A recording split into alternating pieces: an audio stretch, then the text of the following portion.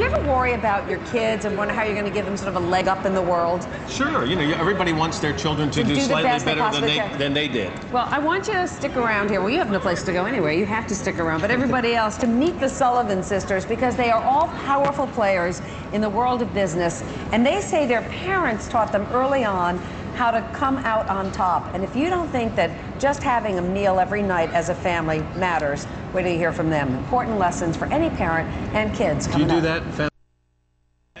But up next, four high-powered siblings talk about how their parents put them on the road to success and how you can do the same thing for your children. That's all coming up right after these messages.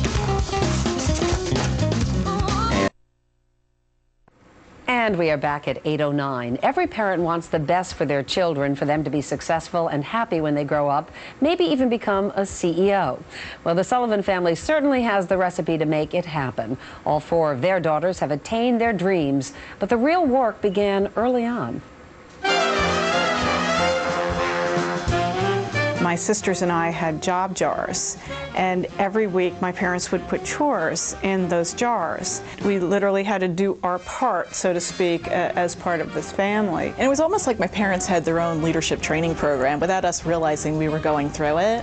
The training paid off. The Sullivan sisters have reached top executive posts.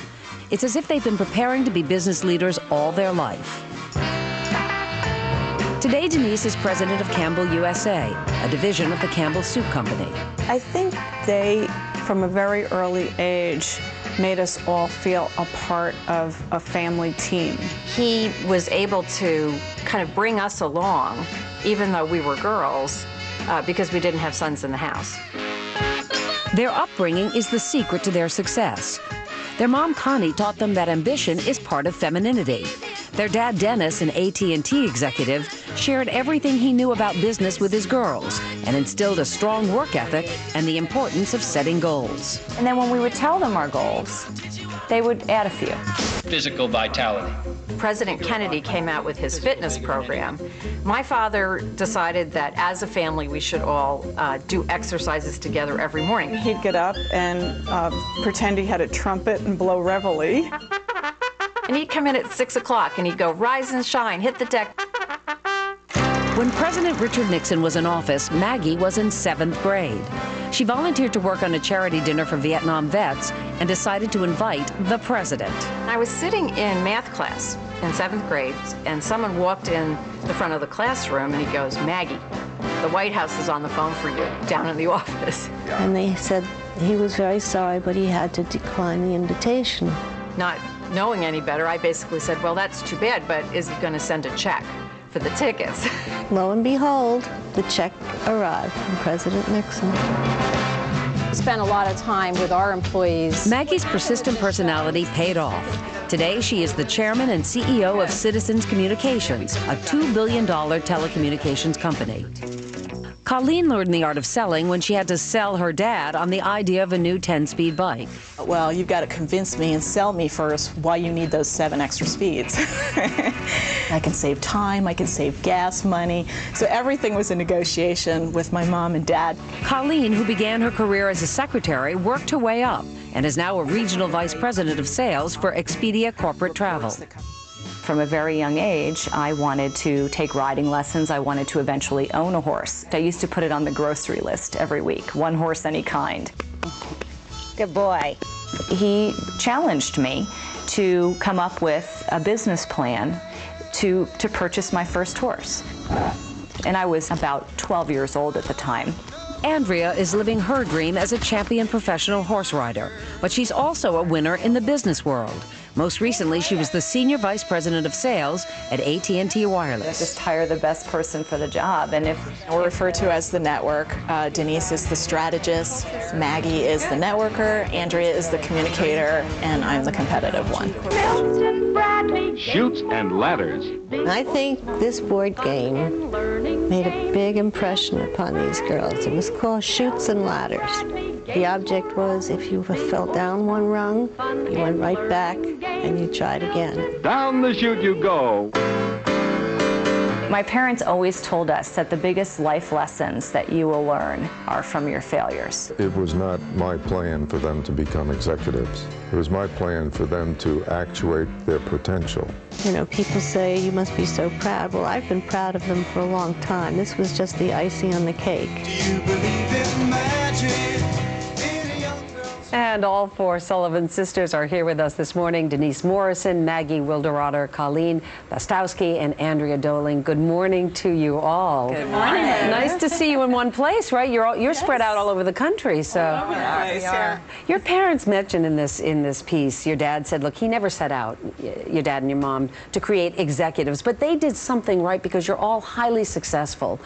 I want you to go back and think about your childhood. One key ingredient from back then that you think made you the kind of woman that you are today. Andrea, starting with you. Well, it's interesting that you asked that because there's so many ingredients, but I think one of the things that my parents really instilled with us is the ability to communicate. And we are terrific communicators, not only amongst ourselves, you hear us refer to ourselves as the network, but also with the people that we work with who work for us and who we work for. And I think that's something that from a very early age, we had to articulate what our desires were, and our parents actually really reinforced that with us. And your parents also celebrated failure. They said it's okay to fail. Absolutely. I think in our household, failure was just do it, try it, fix it, do it again. And it was a learning experience. It wasn't something that you were afraid of. It was just something that was just part of life. You know, Dad would ask us, he would say, what did you learn from failing? You know, what would you have done differently? And when we would articulate what we would have done differently, he said, okay, go ahead and do it. We had to analyze it and then go over it again and see what went wrong and then course correct. And I think that was a great skill that we've carried with us all through our business careers. But he also, and your mom, expected excellence. Denise, when you would get a report card back and there was an A, your dad would say, well, how can you get an A+? Right. Now, a lot of parents are told these days, don't do that. Whatever grade your kid gets, you celebrate that grade. Oh, no, the report card's the scorecard.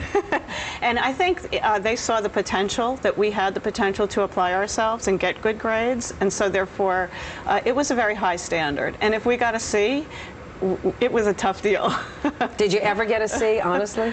Absolutely. Well, oh, you did? Okay, good. Thank goodness. I actually tried to put it on the refrigerator once as sort of a mockery. But it was sort of a carrot and a stick. You know, if you got good grades, you were rewarded for it. So you were always looking to, you know, push up and to exceed. And there's always a plan. I mean, you can't just come home with the grade. There's a plan on how you're going to get to that next level right after that report card. Right, and education was always a very important part in our household. The value of a good education was emphasized right from when we were knee-high. I like that idea, too, of the chore jar.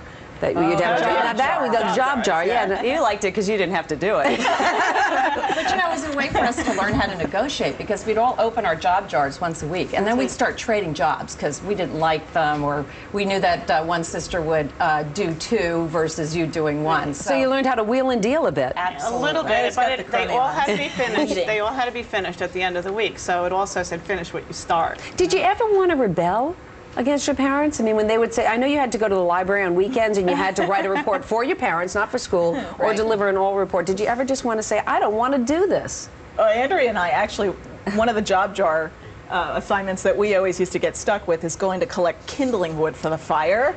So we took a camera with us once and we took pictures of us, you know, making these faces of how unhappy we were collecting the kindling wood. With a stick into it. I want to ask you, Colleen, Maggie, where'd you ever get the guts to contact the president? What lesson had your parents taught you that let you do that? Well, I think very early on when we were kids, we would do a lot of different things and always get out of our comfort zone. Denise and I used to run these carnivals when we were kids and raise money for muscular dystrophy and all different kinds of things. So our parents sort of instilled in us, the sky's the limit. You can do whatever you want to do. And I thought, you know, since it was the Vietnam War and he was the president and responsible, it would be great to have him come to the dinner. And at least he paid for the tickets. Well, he paid for the tickets. It wasn't a total deadbeat. And it was one of those big checks, too, so it was very cool. And I mentioned it when we started a little bit earlier about having dinner with your folks every night, how important that was. Yes.